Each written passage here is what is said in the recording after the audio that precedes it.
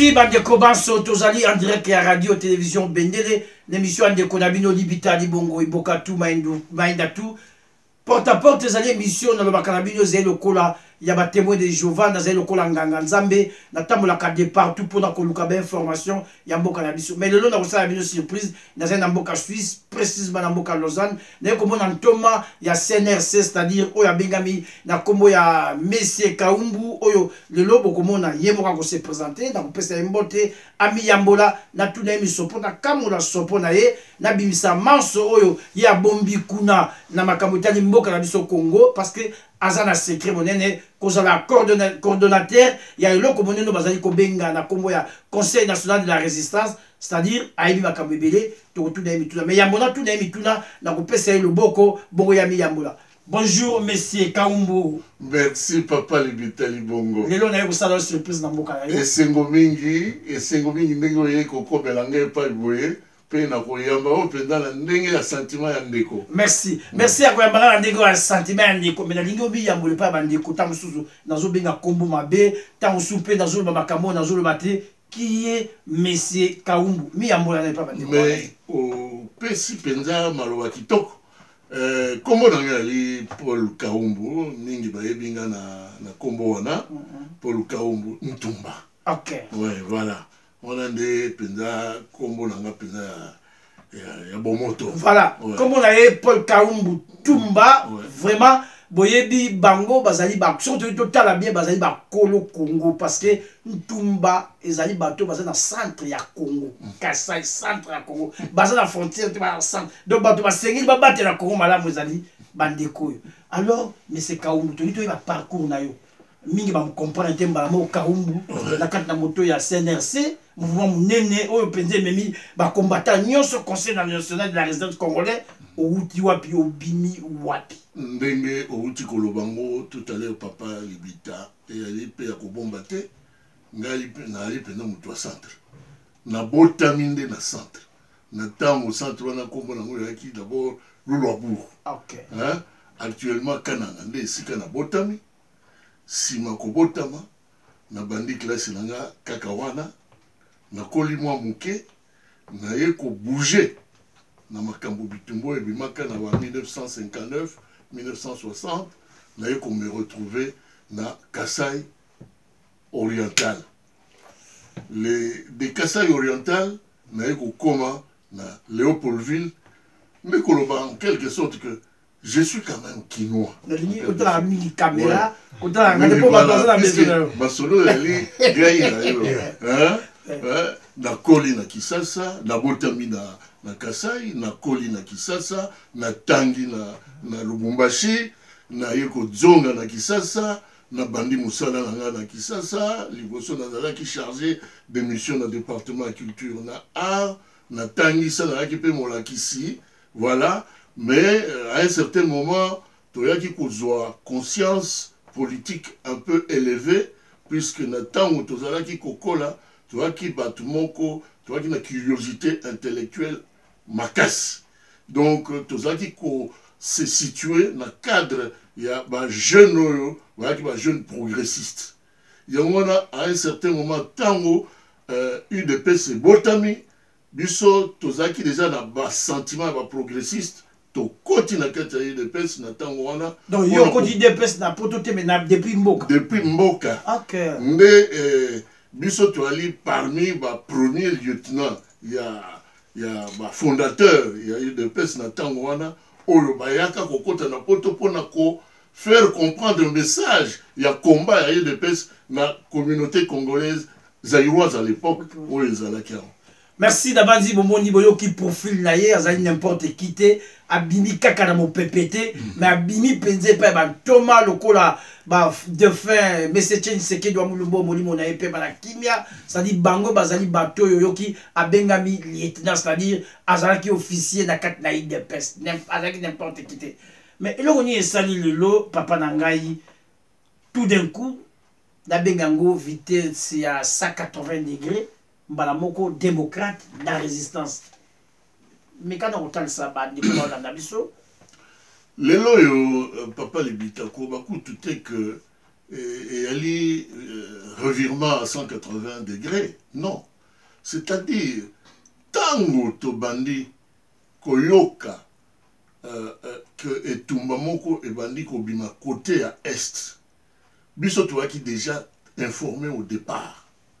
Na etumba wana ya est, tomona ki ndeko na biso moko oyo batiaki liboso comme rebelle. Tant toki makambo ba Benyamulenge, donc montage à biloko lokuta wana pour que ba commanditaire ya ba crime toza ko vivre sikoyo ba banda déjà ko déclencher plan na bango ya ko occuper mboka na biso biso toaki déjà avisé tant otomoni Laurent Désiré Kabila azakoya mais na sima na ye tomoni bilongi oyo yali bilongi penza ya mboka na biso te epesi biso mwa keba wana kati ya IDPS wana déjà toza na kati ya IDPS ok tosololi na kati ya IDPS na baninga na biso mosusu tobi eloko ezoya eza koriske ememela biso nani bakwakoso na kati ya mboka yango wana omoni ntango bitumba eye ko s'accentuer na période ya 1998 98 ouais 98 ndenge ba français biso awa na kati ya Suisse tobaka un peu comme ba belge 98 alors toye kozwa conscience que ya solo oyo ba appréhension toyaki nango liboso eye ko se concrétiser davantage et puis liwa ya Laurent Désiré Kabila ndenge ko confirmer effectivement que komi sikoyo na kati etumba monene ya ba ennemi ya Congo ba côté libiso. C'est à partir de ce moment-là toyaki ko telema pe to bon maintenant il faut tout ça la face na eloko wana. Merci bandeko boyoki eloko nini epusaki bango bandeko oyo bazalaki na kati na IDPS mais ntango nde baye koboma Laurent Désiré Kabila esika nde moto na bango etelemaki babia likama likoti na kati na mboka mais c'est vrai likama likotaki na kati na mboka et puis bino baso boyebaki mais lelo poka bata makunda onjo so mibale okota na kati na résistance pe batia yo ntoma na kati na résistance toni toyeba ebandi ndenge parce que zana tata moko missionnaire mbanda za moko atumba bazali kobelela banda kala na makambo établi ya occupation pe infiltration bandeko ebele bandeko kotia bakage so tolingi bazodiaboliser la personne na discours et là on est que yo mbala moko oye vraiment kokoma d'accord na discours mpe bazwi yo bapesa yo mosala monene ya mboka na yo Congo mais na tête ya cordon national et à conseil national de la résistance par quelle magie oyebi otangi kombo ya mutu moko oyo ngai na kombataki makasi donc ennemi d'hier donc ennemi politique parce que Ngwanda Honoré azalaki na kati ya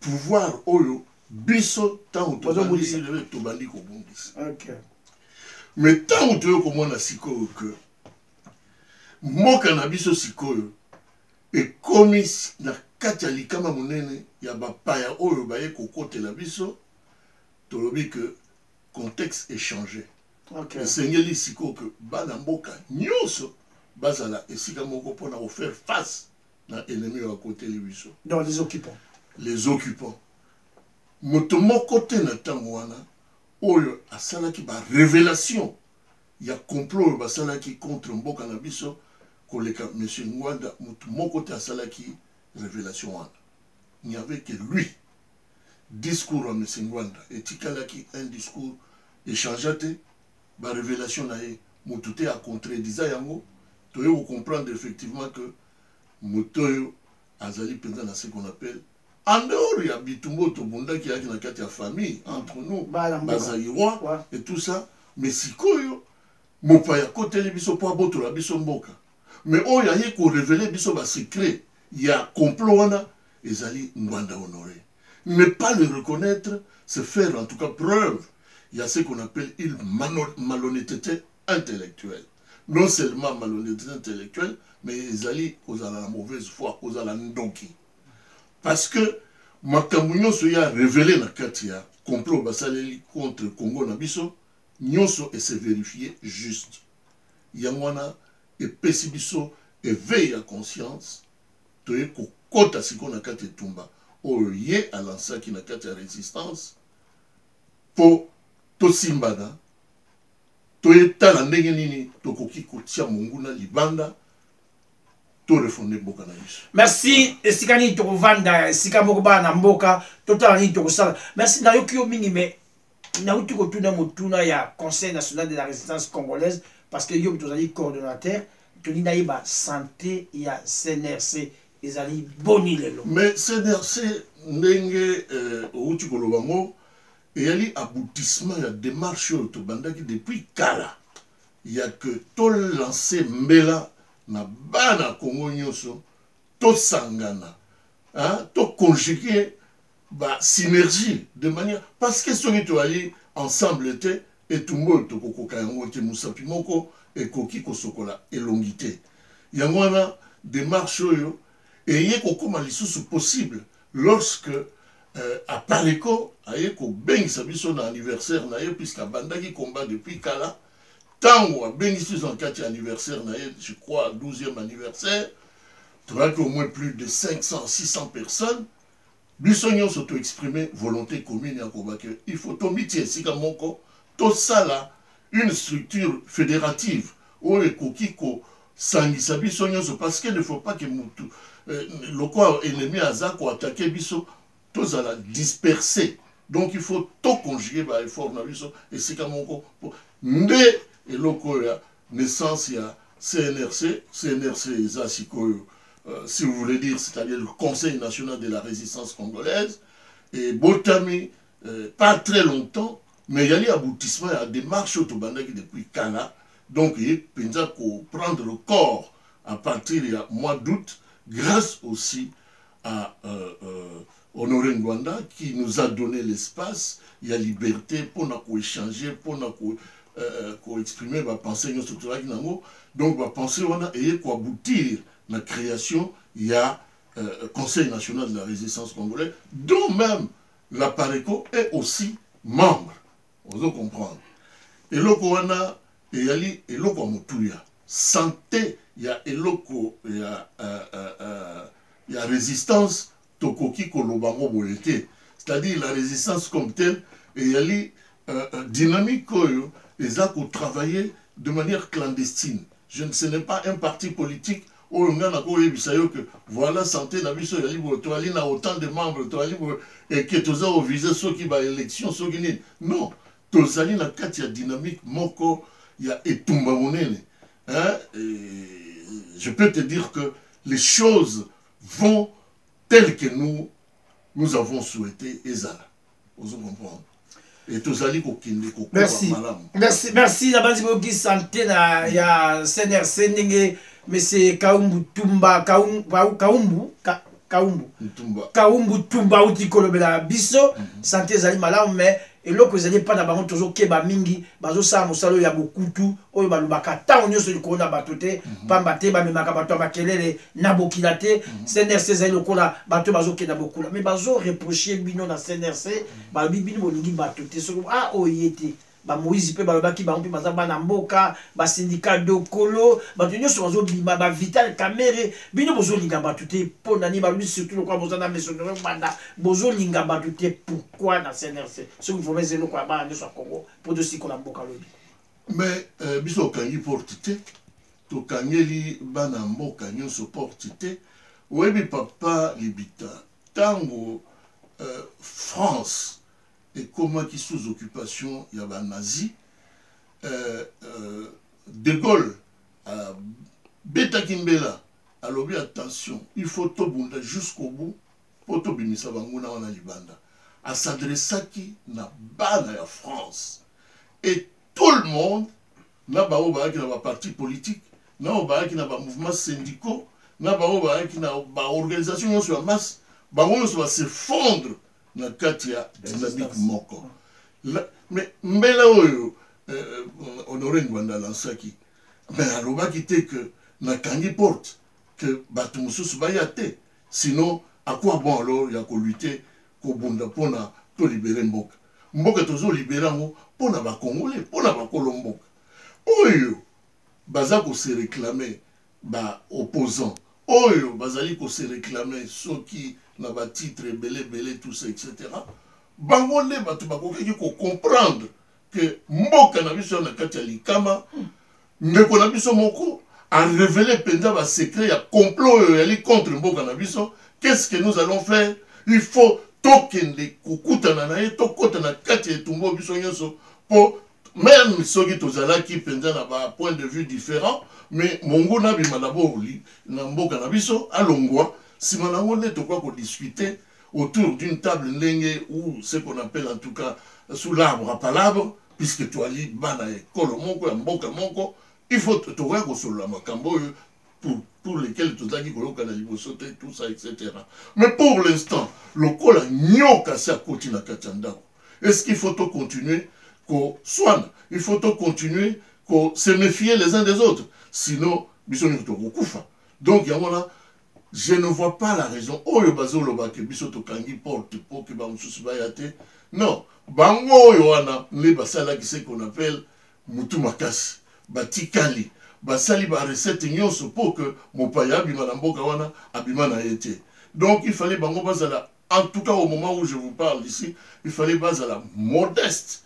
Il faut pas reconnaître effectivement que tozali ba être humain tant mosusu l'erreur est humaine basala ce qu'on appelle en tout cas une amende honorable vis-à-vis du peuple oyo batraîner peuple pendant la kati ya farine depuis longtemps peuple nde azali ko souffrir davantage pendant que bango bazo développer ba superfuge ebele que voilà tout okende na élection tout okende na alors que mboka eya na maboko ya bapaya et même certains bapaya basi ba démontrer par A plus B que mboka au Congo eyali na kati ya likama monene ya comment est-ce que bandeko na biso mboka na biso moko bakoki comprendre nani ba révélation wana en compte te bazo continuer toujours na ba erreur.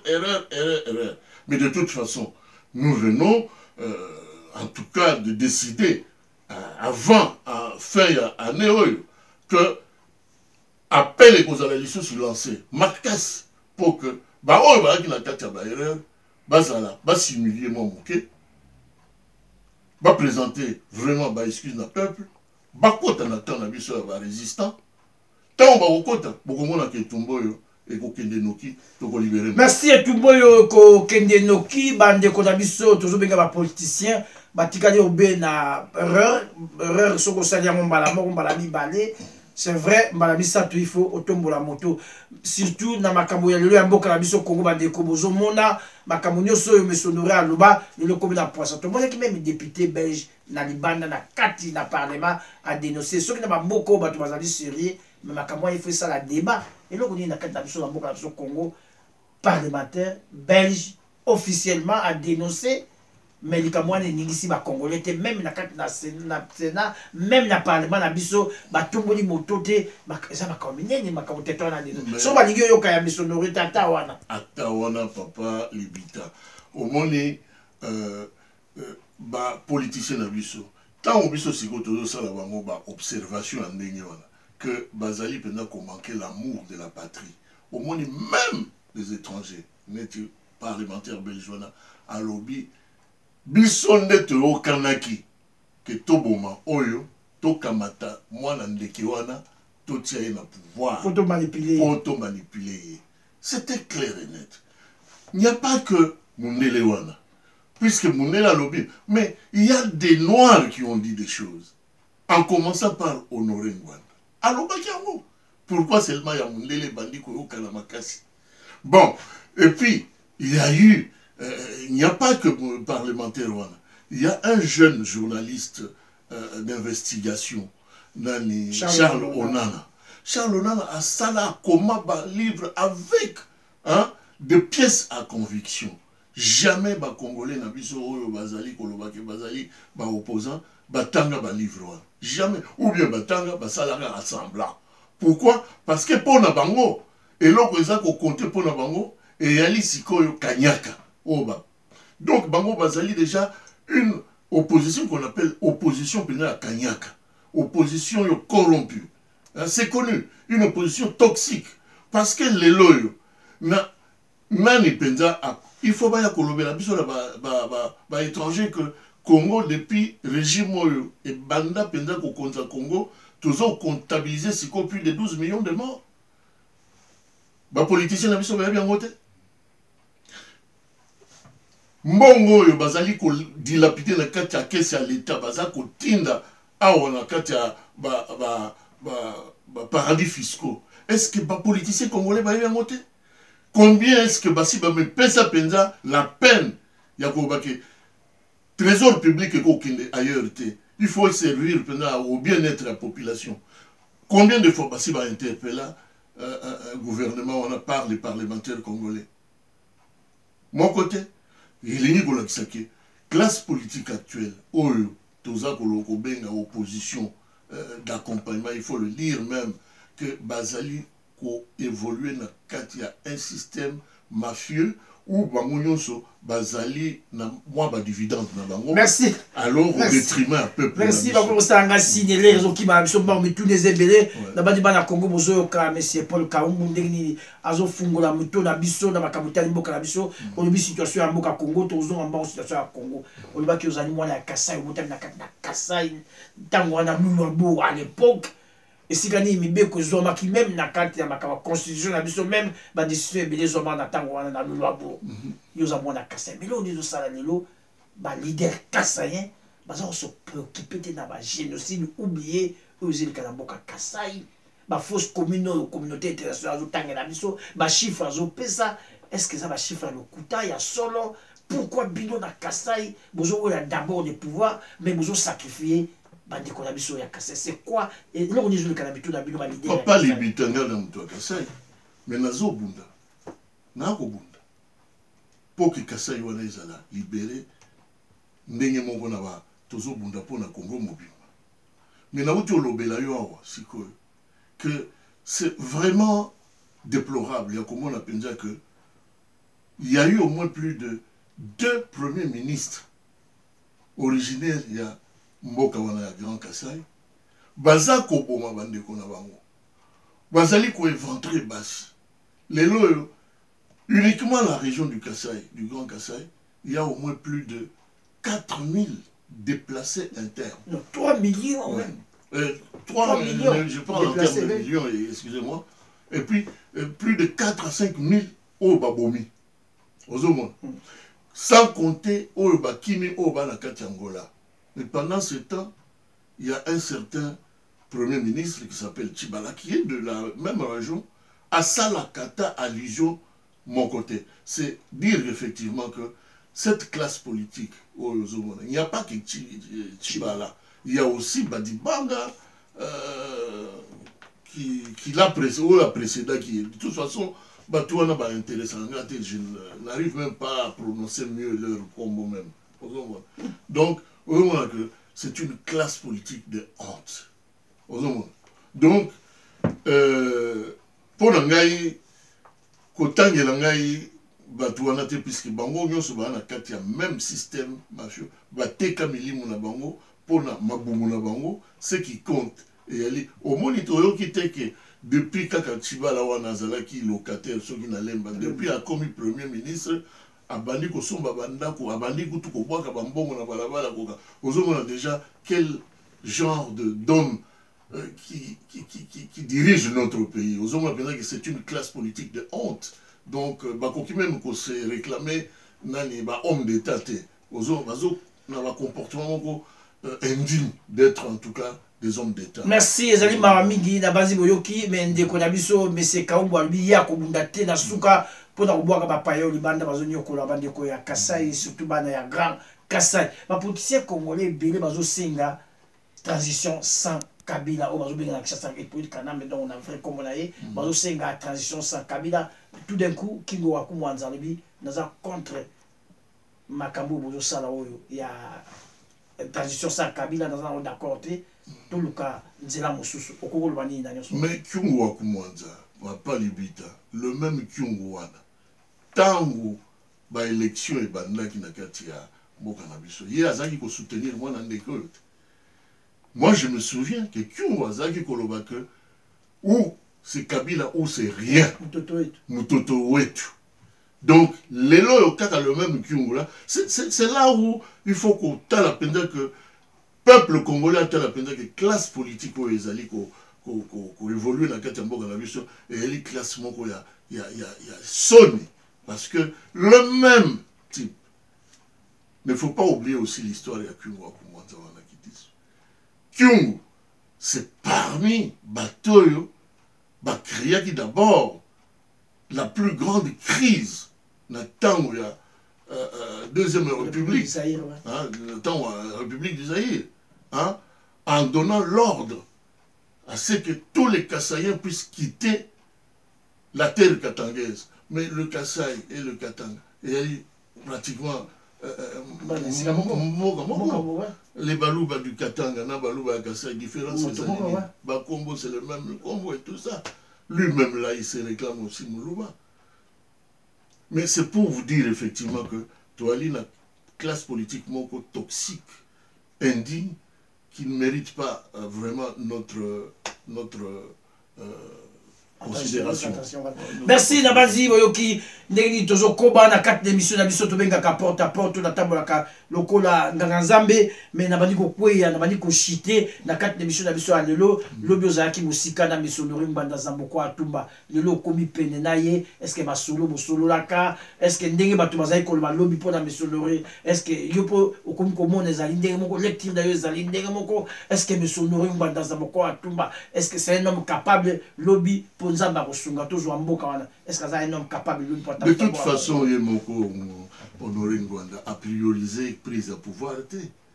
Azako Bunda d'abord pour que Mboka wana ezala libéré. Les loyaux, oyo azali ko contredire Ngwanda na discours na mona été. Il n'y a que ba détracteurs, il y a pamba. Oh bah aboma boye, asala boye, ba tuna bango boye na ba preuve totale. Tout le monde est là. Mais, ceci étant, je peux vous dire une chose, que le seul homme d'État, portrait actuellement, portrait congolais, to décrire portrait par portrait, moko akokoleka portrait d'État, oyo Ngwandaza ko incarné azate, pour l'instant. C'est l'homme qu'il faut. Je ne peux pas faire d'autres commentaires, sinon je ne suis pas même de la parcours. Nali à la tête d'un conseil national de la résistance congolaise, et il y a une plateforme, il y a plus de 20 plateformes de la résistance, 20 mouvements de la résistance congolaise qui font partie, qui forment la base même, le socle. Il y a CNC, parmi lesquels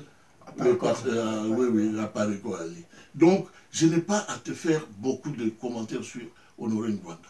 Honoré Ngwanda, par son œuvre, tout s'explique, c'est clair. Il n'y a pas photo. Que c'est cet homme-là qu'il nous faut pour l'instant pour nous libérer Mboka. Merci, merci. D'ailleurs, papa, il ne faut pas éluder les locaux. Dernièrement, on a une enquête jeune côté à Kivu. Dans le grand Kivu, comment Bazali ko plébiscité. Parce que cet homme garde toujours un discours d'honneur, un discours libérateur, où maintenant la jeunesse du Kivu, qui est exposée, jeunesse exposée à tous les dangers, mais jeunesse à comprendre que la seule personne qui peut vraiment faire libérer toute cette région-là, parce que Bali est exposé à tous les dangers à tout moment, il n'y a que Honoré Ngwanda.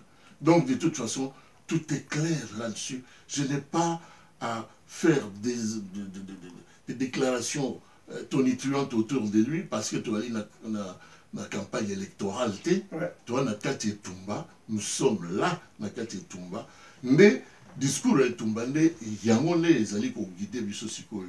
Mais les discours ont origine merci origine ya Etumba oyo to ya discours oyo et outie pas ya monsieur Honoré Ngwanda Zamboko Atumba bokoy ko ndima comme bokoy ko ndima etende to lobaka boye batte soko lia ka mbolo ko to linga mbolo ko teme ndima mbolo ko azala mbango to tula mituna po biso za ba journaliste batuna biso toujours dans nzela makambo sur monsieur Honoré Ngwanda Zamboko Atumba lelo ba ko tula biso mingi sur Paul Kaumba M. Paul Kaumbu, la tête, il y a la Conseil national de la résistance congolaise, il y a comme Kosoloanaye, il y a comme Komonaye, Batu Alobaka, Mbisi Alia et Tongando Alé, c'est un bosseur. Est-ce que Mbisi Akangi, toi, Zali Penza en forme? Mais Mbanda honoré de temps en temps. Nous tenons des réunions ensemble, et puis nous échangeons ensemble. Bien que Nazali n'a qu'à apparaître côté, mais moi je le vois de temps en temps. Mais on n'a pas besoin que Batuño soit mon aïe, puisque toi n'a qu'à et tout. Toi n'a qu'à résistance. Les lois sont qui moutent à côté Lingao. Yo bombani n'a qu'à chambre, on a une machette. Bah on a encore le calibita libon. N'a pas colobate que libita n'a qu'à chambre. Vous comprenez?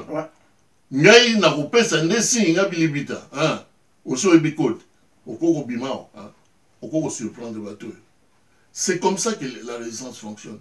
Mbanda Ali, à la tête d'un parti politique, UDPS, MNLC, tout ça, où il allait pour accompagner le pouvoir en place. Non, Mbanda Ali n'a pas de résistance. Il n'est pas besoin. Oh, il va coquiller comme mon aïe, et il va partisan aïe, bateau, bazako sala naïe, moussala notre bisoboye. On comprend? On n'a pas besoin de les plats bomba bon bolinga bimanama il faut non, nous en avons. Toi besoin pour l'instant, c'est l'homme qu'il nous faut. Merci. Merci vraiment pour l'instant. Tu as besoin d'aller au commune Souka. Alors, les Congolais bazali pour la CNRC. Les Congolais s'attendent nini pour la CNRC. Est-ce que les Congolais tiens ma toi il peut maïle que lobby soulèvement vraiment est inévitable dans Simaya CNRC. Les lots n'a pas les lots les Congolais s'attendent à un message moko choc. Honoré Ngwanda pour lancer. Ezali message ultime. Le CNRC vient de se préparer à lancer aussi un message. Message na biso yali boy. Bomoni peuple congolais bomoni que ba recette nyonso ba politicien wana basali. Ba kende na concertation et échoué. Ba kende na ba dialogue nyonso et échoué. Bakele na ba accord ce qui a Saint-Sylvestre et échoué. Surtout pour l'accord à Saint-Sylvestre. Même Basango yo ba cautionnaki moralement cet accord-là, va comprendre qu'ils avaient affaire à un mercenaire. Donc, c'est le moment il y a pour présenter excuse na peuple congolais. On tout échoué. Maintenant, ce qu'il faut faire, c'est rentrer carrément dans la dynamique.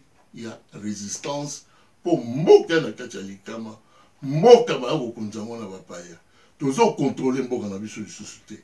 Plus de 500 officiers supérieurs et généraux bali na kati armée na biso. Ozongo ba régie na biso financière, toujours ko contrôler en monter. Na kati ba régie wana tala surtout douane. Il y a des Rwandais qui gèrent douane Nabiso. Ba régie est belé financier. Moka eza lisusu na maboko na biso te. Peuple congolais, il faut o la moka, o prendre conscience, il y a avenir ya mboka na yo. Parce que ceux qui tozangi mabele wana, to kozala lokwa bato yo kuna na Birmanie, bala ko benga na bango bala suna isikate ya kovana. Mabele eyali eloko yo mutu nyonso il faut abundela ti la dernière goutte ya makila na yo, puisque okotike lango bana na yo, okotike lango bakokokolo koko na yo. D'ailleurs, ceux qui ont la mobilité aux alinani, mboka na biso eya na kati ya likama plan ya babota babomi bato ebele na Kivu po ba repeupler ba mabele na biso à Kivu par les étrangers. Il n'y a pas photo. Bino moko boyebi déjà que chaque jour maquiller les autres à côté. Les politiciens n'ont pas. Mais qu'est-ce qu'il faut faire maintenant? C'est pourquoi Bisso na CNRC de décréter ce qu'on appelle une veillée d'armes à partir de l'élo. Une veillée d'armes, nous prenons en compte toutes les recettes résistants Bassala. Opération d'Agonanda, il faut voir bango. Il y a Congolais, nous sommes pas Azali Wapi. pour mokolo biso toko surprendre ezali ba date te ndenge ba politicien babaka o le 31 tokoya o le 19 tokosa o pendant ce temps monguna zali ko komi bongisa po aya ko boma biso mais tolobi boy congolais nyonso to décréter ce qu'on appelle une veillée d'armes permanente contre le régime d'occupation. Chaque Congolais a tellement ayeba que mopaya nyonso yo a trempé na katia complot contre notre pays, il faut azala dehors de notre territoire. Et cela est très net. Puisque tu as lu le projet, il y a kafu pour remettre la souveraineté dans mon peuple. Voilà. Merci, Boyoki Penza, message ya Souka, ya M. Paul Kaumbu. Banamboka Congo, base sika bozwami, veillée d'armes, et ça la permanent, et sika nyoso yo zali, et aux alandés mon amboka wa bengi Suisse, et ça la moana mon bangé koko bango nyoso wazo kengela mboka ya Suisse. Alors bana ya Congo, veillée d'armes, boyoki pa ya Mokondi, ya Conseil national de la résistance congolaise, o ya zali kotambusa lingomba ya monene, o lobby espoir ya bana Congo nyoso, ezali si bana bango. Alors, comme penza na souka ya émission to benga porte à porte, n'habite soki lo ba souka ezali, opesa ba diko na ombote ba papa mutu tu ba mama Justine Kasavubu basoyo bozali na bango elongo, n'habite soki lo bezali ya souka to comme pe na souka. Nana liloba ko pesa ba tu nyonso te. Liloba nanga na peuple congolais, puisque na yebi ke makasi na biso ya na kati ya peuple. Et tout le monde est de peuple, parce que nous faisons partie du peuple. Peuple congolais, Bobo Sanate et Loko Toutiko lancé ce qu'on appelle veillée d'armes permanente contre l'occupation. C'est-à-dire, Bozilate, Bapé Sabino date, mais Yomoko est déjà que Ndako Yali Anan, Kingan Yazaranan, Owana Zalinan, parce que Bangonde Bakote Libino. Po bapoto la bino bombengo na bino bien-être na bino ezalité mai ya potable ezalité courant bozalaka nango te kolia malonge ezalité ko se faire soigner ezalité et tout mais biso to ali déjà na programme ce qu'on appelle le programme ya soki libération de salami lelo et là on est en place pour que bon récupérer pendant tout ce que vous avez manqué pendant plus de 20 ans depuis que le régime qu'on appelle il y a conglomérat des aventuriers hein où yeko konzabiso ko yiba ukitanabiso régime il faut emona boalé à partir de cette veillée d'armes tout type lancé bon il a l'issouté et là comment date égalité date mon ko zalate puisque ennemi il faut qu'on surprendre ennemi va qu'on peut ça date sinon à commis pour Akima, ou bien. Et puis l'objectif, il y a pour capturer moi Nandekewana, tout juger, tout condamner, au vu aussi de tout le monde. Bozila. Merci, Toko Bena Souka, Ngonga, monsieur Komi, Baso Bazaki, la mission na Simba ya machine, la réalisation, Ezaki, le Poka Sosi, Longo, na Abente Mopé, Ndeko la mission Filemon Makeleka, Tomo Sainte, tout ça qui est Longo, na Yeme, André, Kolo rappel, Toko rappelé Bino, na Mosala Moneno, toujours ça, Bate, Lobby, Tanto Koma Namboka, toujours Pesabino Sango, Boeba Namboka, France, tant résistance, Ezaki, pendant et après la résistance, la libération de Mboka France, ba collabo sort Nabino, Boye Biango. Pendant et après, Boye Bissor. Botiga Malamu de Tokuta Bikonokoya, Ingeta. Merci encore, Papa Levita. Merci. Mais au 8 pendant mon siga au point Merci. Merci.